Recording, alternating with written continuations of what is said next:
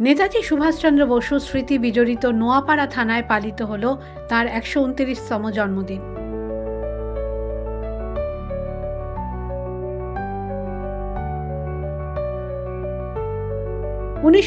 খ্রিস্টাব্দের 11ই অক্টোবর বিকেল 5টার সময় তদানীন্তন ইংরেজ সরকারের পুলিশ জগদ্দলের গোলঘরে অনুষ্ঠিত বঙ্গীয় পাটকল শ্রমিক সম্মেলনে যোগ দিতে যাওয়ার সময় আটক করে নেতাজি সুভাষচন্দ্র বসুকে। চৌরঙ্গী কালীবাড়ি মোড় থেকে গ্রেফতার করে এই নোয়াপাড়া থানায় কয়েক ঘন্টার জন্য আটক রাখা হয় তাকে। সুভাষচন্দ্র বোস শ্রমিক সংগঠনের সভায় বক্তব্য রাখলে ব্রিটিশ সরকারের বিরুদ্ধে ক্ষেপে উঠবে শ্রমিকরা, এই আশঙ্কায় নেতাজির পথ আটকেছিলেন ইন্সপেক্টর ম্যাকেঞ্জি। সুভাষচন্দ্র বোসকে আটক করে নিয়ে আসা হয় নোয়াপাড়া থানায়। তাকে বন্দি রাখা হয় 8 ফুট বাই 10 ফুটের একটি ঘরের মধ্যে।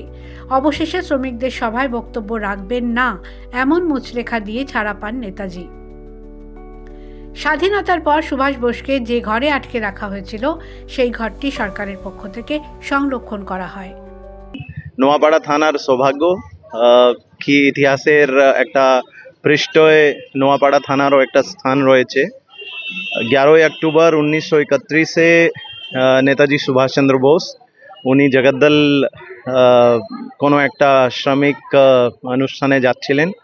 ওই সময় ব্রিটিশ যে পুলিশ ছিল ওনারা তাদেরকে আটকে কিছুক্ষণের জন্য এখানে এনেছিলেন এবং সে জায়গা যে আছে এখানে 1996 সাল থেকে এখানে একটা স্মৃতির মতো এখানে একটা মিউজিয়াম মতো করা হয়েছে।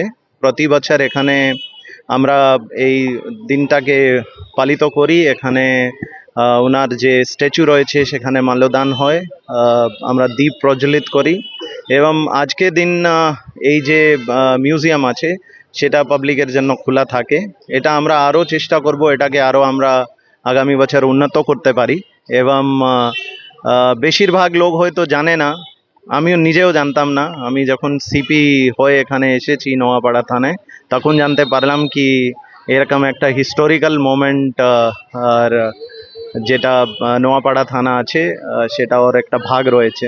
তো এটা আমরা চাই কি পাবলিক জানুক। সাধারণ মানুষের মধ্যে আরো বেশি করে নেতাজির স্মৃতি বাঁচিয়ে রাখতে তৈরি হয়েছে একটি মিউজিয়াম ও একটি গ্রন্থাগার।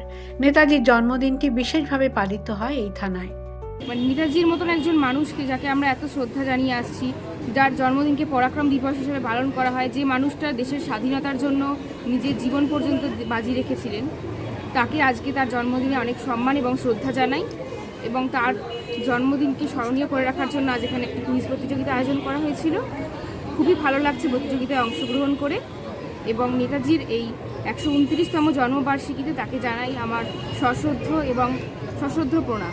বর্ণাঢ্য শোভাযাত্রা, নেতাজির প্রতিকৃতিতে মাল্যদান ও দেশাত্মবোধক গানের মধ্যে দিয়ে দেশনায়কের আদর্শ ও আত্মত্যাগকে স্মরণ করে দিনটি পালন করা হয় এই থানায়। ব্যারাকপুর থেকে প্রতীতি ঘোষের রিপোর্ট, দ্য ওয়াল।